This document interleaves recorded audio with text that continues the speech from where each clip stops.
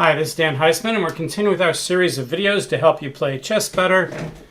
Today I thought I'd talk a little bit about some of the skills and talents it takes in finding a move. First, let's differentiate between skills and talents versus knowledge. Knowledge is things like learning openings, learning endgames, principles, even pattern recognition is knowledge. It's you look at a pattern and you say, oh, I've seen this before, you're supposed to do this, this, and this. That's knowledge. Skills and talents are pretty much everything else. Your analytical ability, your visualization, your stamina, your perseverance, your ability to absorb losses, your ability to communicate with your opponent after the game, to find out what you're doing wrong, your ability to just see the board and see what's happening on the board. Board vision is an ability. There's many, many talents and abilities. We've talked about this before. I tend to think that chess is roughly 2/3 talents and skills and abilities and about 1/3 knowledge. But obviously, even at 1/3, knowledge is tremendously important if you have no chess knowledge. And also, skills can be developed.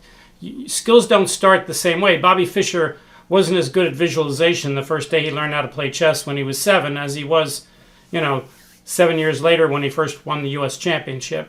So you develop these skills, you evolve them. So let's pick a random position. I have in front of me the history table for the Jerusalem tournament, and I want a random position.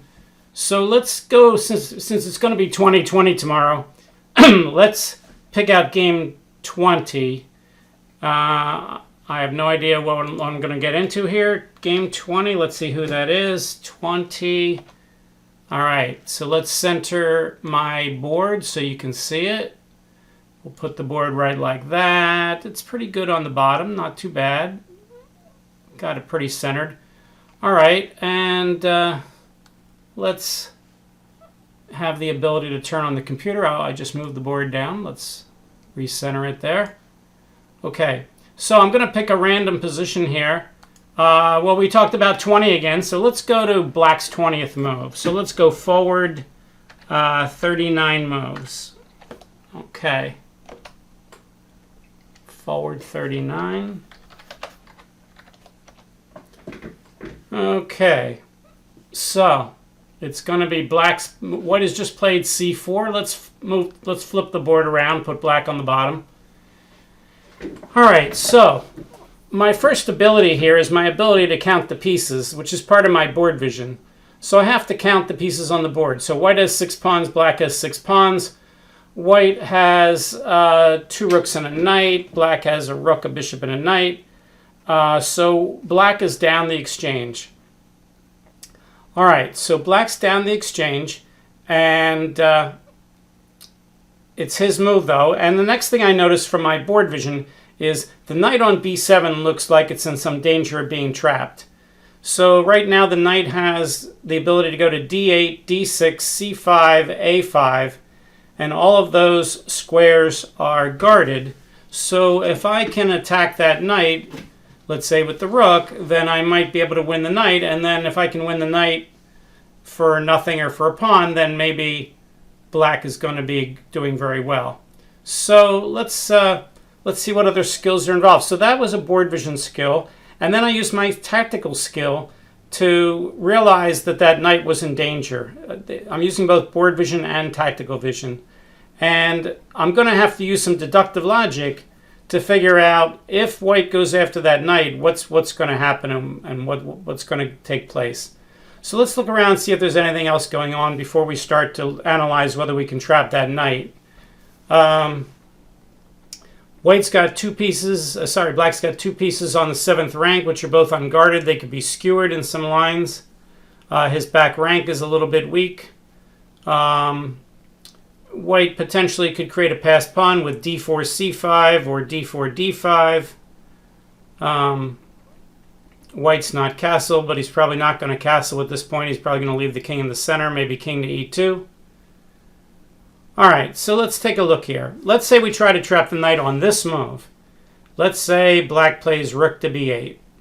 If White does absolutely nothing, and he just plays king to e2, and I play rook takes b7, then Black has a bishop and a knight versus a rook. And my knowledge is that a bishop and a knight will beat the rook in this kind of position with lots of pawns on the board 100% of the time with best play. So I would not use like a Reinfeld count and say that a bishop and a knight is 3 and 3 and a rook is 5 and I'm up 6 to 5 and I'm up a pawn and I'm probably doing a lot better. No, I'm using a little more than that. I'm using my knowledge that bishop and knight against rook with all these pieces on the board is probably just winning.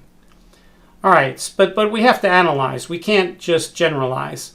That would be hand waving. So let's look at rook to b8. What would white play? Well, he'd almost undoubtedly play knight to a5. Why would he play knight to a5? Well, if he does anything else, let's say he plays c5, well, c5 is actually a move. So he could play c5. So he actually has two candidate moves, knight a5 and c5. So let's look at both. If he plays knight a5, then black can take, b takes a5, and then white would probably want to trade rooks. Now there I'm using knowledge, which is when you have a game where the material is almost even, and you have 2 rooks and your opponent has 1, it's usually a good idea to trade rooks. It makes it harder for the other person to defend against your rook. A rook and a bishop and a knight against 2 rooks is better than just a bishop and a knight against the rook. Now black's winning, so he wants to trade down, but here white needs to get that rook off the board. So let's look at rook b8, knight a5, b takes a5, rook takes b8, knight takes b8. Now here white can't threaten the back rank right away because his king is in the way of the other rook. He can't play rook to b1. I'm using my visualization and my board vision to see what's going on, and I'm using my knowledge that with the weak back rank that rook wants to come over as fast as possible from h1, and also those doubled isolated pawns on the a file give white some compensation because now his c pawn is going to be passed. So after rook b8, knight a5, b takes a5, rook takes b8, knight takes b8, black is better. White has some decent chances to hold the game with the messed up pawns and the rook against the bishop and the knight. I'd rather be black there, but he's not as winning as he would be if that pawn was on b6. All right, so that's a little bit of a preliminary investigation. Let's see what kind of skills. Now, how did I know about c5? Well, again, I'm using my deductive logic and my visualization and my tactical vision. The first thing I see is after rook to b8, c5, rook takes b7, white has the fork c6, winning the game immediately, because after rook c7, d takes c7, rook takes c7, black would have a bishop and a pawn against the exchange, and that's usually not enough to save the game, although black would have some drawing chances in that line. Rook b8, c5, rook takes b7, c6, rook c7, c takes d7, rook takes d7, and my knowledge of those type endgames tells me that black's in for a long, hard endgame that's probably losing, but not easy for white to win. Okay, all right, so what else could black play on c5? Well, if he takes with the pawn, b takes c5. Now he's still got the knight trapped, because if the knight then moves to a5, then rook takes b8 check wins the game. Or sorry, rook takes b1 check wins the game. The problem is he's not really threatening to attack the knight again. If he attacks it with a knight, by the time he does that, the knight can just capture it, and the rook won't be pinned anymore. And if he captures it with, he can't attack it with the bishop. And meanwhile, white's going to play like king to e2 and maybe even double his rooks on the knight. So rook b8, c5, b takes c5. White could just play something like,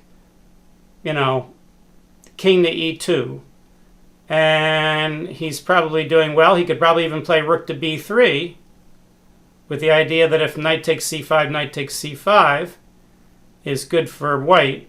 So after rook b8, c5, if b takes c5, then white can play king e2 or rook b3, and I think white is okay.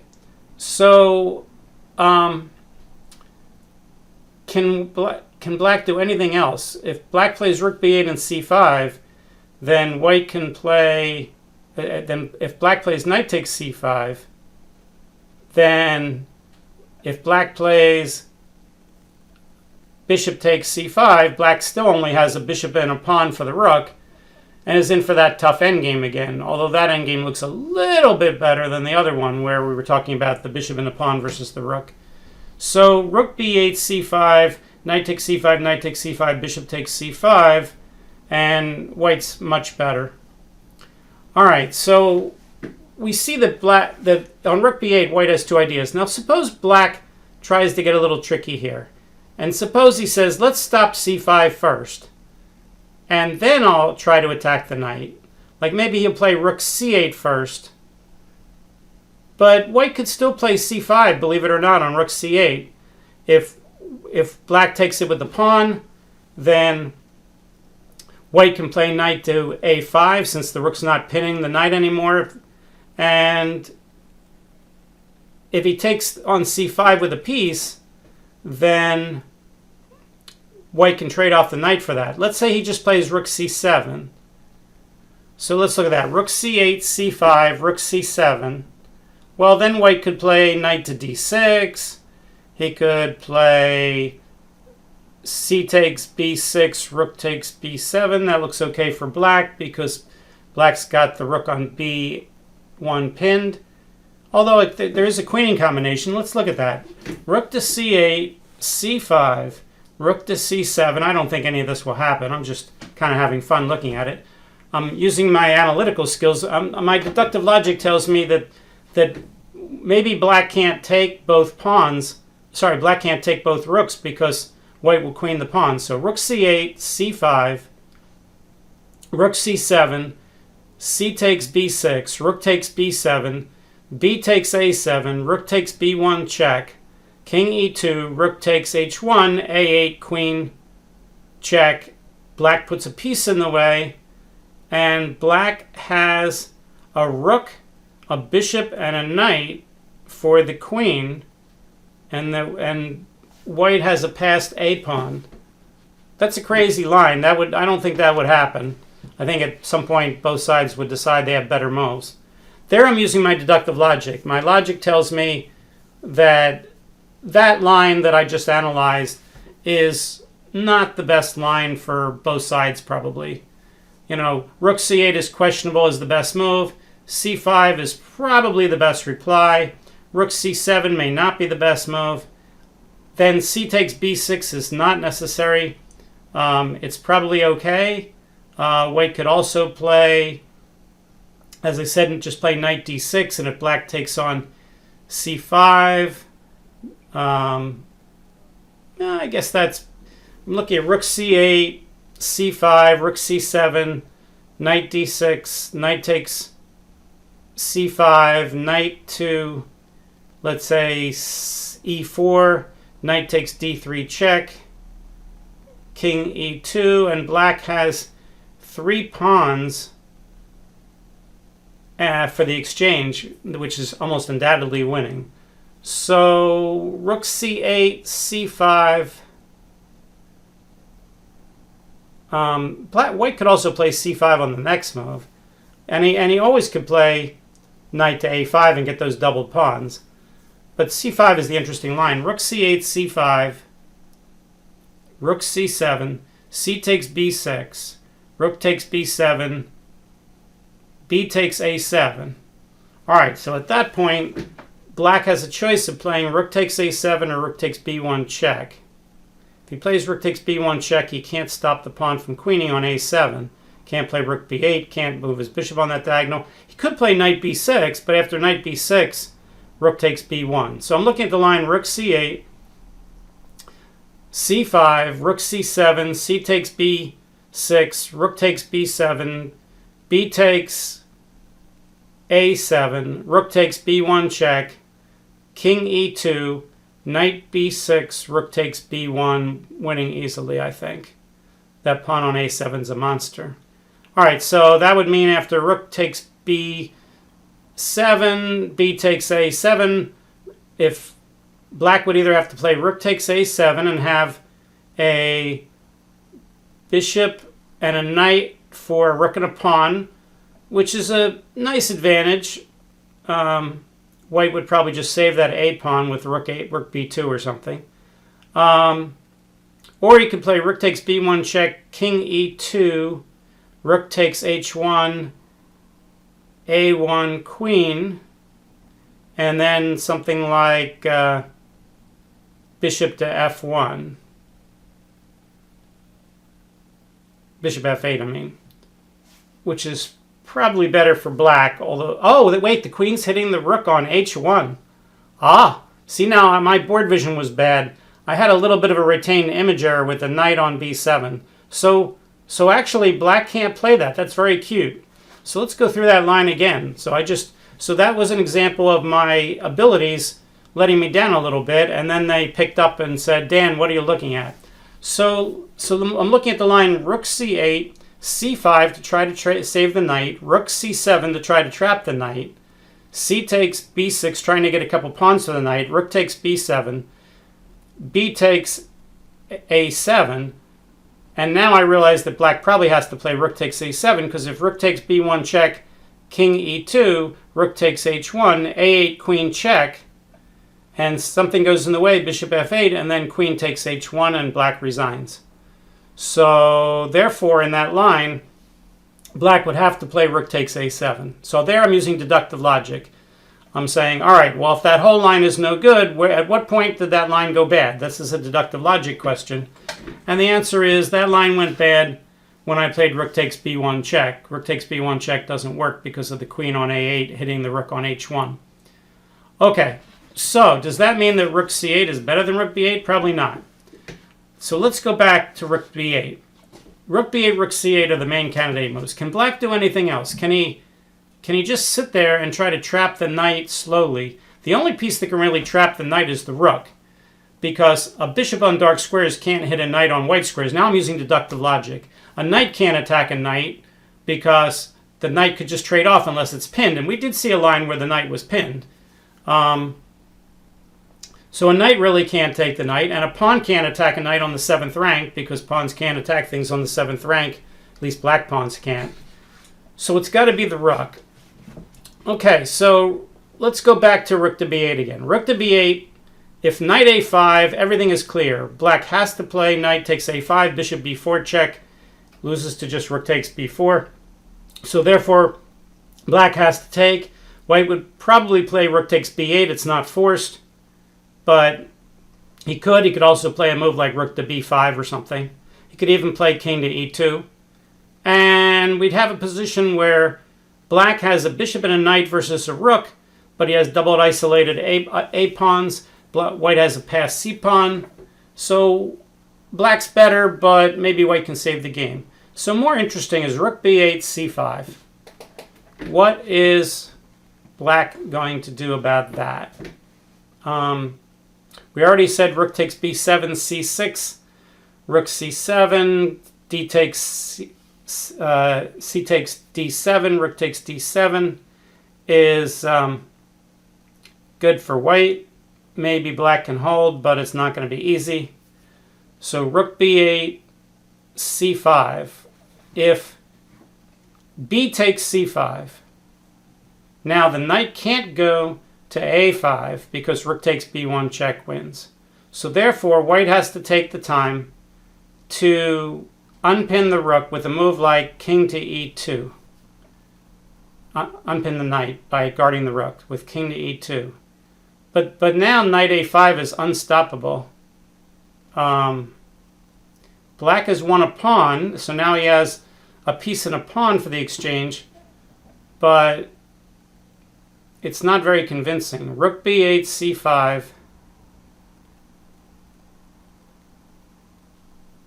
B takes c5, king e2. And knight a5 is now a threat to save the knight. And he doesn't even have to move the knight. The knight's perfectly safe on b7. So at the cost of giving up that pawn, white saves the knight. Rook b8, c5. And as we said before, we can pin the knight, but we can't kind of win it. Rook b8, c5. This is the kind of move, by the way, the move c5 is what we would call sort of an invisible move. it's the kind of move that people below a certain level wouldn't look at. They'd say, I can't play, after rook b8, I can't play c5. He's got 3 pieces on that square and I only have 1. I'm just giving him a pawn for nothing. But a good player looks here and they've, based on their pattern recognition from the past and the fact that they're looking for tricks on how to save the knight, they're using their deductive logic and their pattern recognition together to say, maybe a move like c5 does something. And then they come up with the idea of, well, if he takes with a piece on c5, I can just trade it off and then I'm not losing the knight. And if he takes with the pawn, then the rook on b1 is now guarding the knight on b7, and it might be safe. And meanwhile, there's the third idea, which is after rook b8, c5, if black just ignores it and plays rook takes b7, then c6 is a fork, getting the piece back at the cost of a pawn, and black is in some danger. So we're seeing in all these lines that black is winning at least a pawn, but trying to win the whole knight is not so easy. It's trickier than it looks. By the way, this was a 25-10 game between Hare Krishna and Karjakin, and we're sure both players are well aware of all the things that I'm talking about. And poor Sergei Karjakin only has 5:45 left to figure out which of these lines is the best one for him. So we've been using our skills. We use a lot of deductive logic. We use board vision at the start, but after that I was using visualization. For instance, let's look at that one line where my visualization let me down and then it finally helped me, which is rook c8, c5, rook c7, c takes b6, rook takes b7. I'm using deductive logic to figure out which moves are reasonable. Well, of course, we saw that just because they're reasonable doesn't mean they're best. We have to figure out whether they're best. We have to use our deductive logic there too. C takes b6, rook takes b7, b takes a7, and then rook takes b1 check, question mark, king e2, and then black can't play knight to b6 because rook takes b1, so he has to play rook takes h1, and then a8 queen. We're visualizing all this. Black has to put a piece on f8 in the way, and then that queen on a8 can go all the way back to h1 and take off the rook because the knight's not there on b7 anymore. So that's a visualization skill. All right, so we really haven't decided whether rook c8 is better than rook to b8. Black doesn't have to play those two moves. He can still wait and, try to take advantage of trapping the knight in other ways. He could attack the pawn on d3 with a move like knight e5, but then he's just helping white. White will just play king to e2, and I don't think that helped. Let's see here. Knight e5, king e2, rook b8. If now now he can play knight a5, because now the knight on d7 is not guarding the rook on b8. So my deductive logic and my visualization are popping in here. Now if knight e5, king e2, rook b8, now knight a5 is just good because b takes a5 is impossible because rook takes b8 check, winning. So moving that knight off of d7 means that after rook b8, knight a5 becomes a defense. That's a sneaky pin there where white's not attacking the pinned pawn on b6. He's putting his knight on the a5 square, which is the square that the pinned pawn on b6 can't take the knight, because once he has a rook on b8 without a knight on d7, then black's rook is not guarded, and then black's pawn on b6 becomes pinned. All right, so I'm sort of thinking that after rook b8, c5, if black plays something like, he could just play knight takes c5. He could even play bishop takes c5, then knight takes c5, then knight takes c5, and he's got a good knight. The pawn on d3 is weak. He's probably drawing the game after that. Let's see what happened in the game, and then we'll ask the computer. Karjakin played rook b8. I'd be surprised if Hare Krishna now plays knight a5. It looks to me like c5 is better. And he does play c5, not unexpected. And they both played these moves fairly quickly. So now I'm expecting that Karjakin's going to take the pawn and play the endgame down a pawn. Oh, he plays knight e5 now. Interesting. Okay, well, we'd have to calculate that. But let's see what happened. White says, go ahead and take that pawn so I can attack your knight. which he does. He hits the knight. Black takes that knight. He takes. So black's clever play here has picked up an extra pawn. So now he has a bishop and 2 pawns for the rook. So now black's actually better. I don't know if that was all forced on white's side. We can ask the computer. Let's go back and do that, and we'll call it a day. Let's see what happened in the game. Black's playing for a win. He just sacked the exchange to try to get a drawn rook and pawn endgame. It looks like it should be drawn with 3 pawns on each side. Now it's dead drawn. Draw, draw, draw, draw, draw, draw, draw, draw, draw, draw, draw, and they agreed to a draw. All right, so let's go back. We'll go all the way back to our position, and let's ask the computer what the best moves are for both sides. And we'll call it a day. So we looked at some of the skills involved. We looked at the knowledge. We looked at the skills. We analyzed the position. It turned out to be a really interesting position. I was lucky that I picked such a fun position. Okay, Mr. Computer. Let's move the computer onto the board. Stockfish. What's black's best move here? Computer says rook b8 is the best move, but white's slightly better. It says c5 is the best move. Now it says that knight e5, which we didn't really analyze in too much depth because we didn't get to the next move. If I had played rook b8 and white had played c5, then I would start all over again. I wouldn't just play my next move fast. That's what I call the ABC error. When you analyze A and he does B, and then you analyze C, and then you just play it right away in the next move. I would never do that unless I was in time trouble. So here, if we had gotten to this position, I would have started to look at all the candidate moves. Rook takes b7 again, b takes c5, knight takes c5, bishop takes c5, knight e5. They're all candidate moves.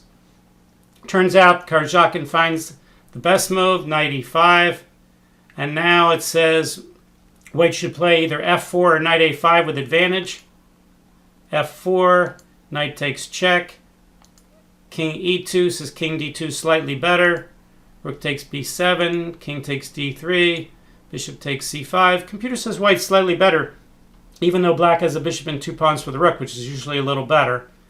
Not quite sure why, but the game did end in a draw. All right, so good video today. Hopefully you learned something. If you enjoyed it, please subscribe to the channel, and we'll see you next time. Thanks. Bye.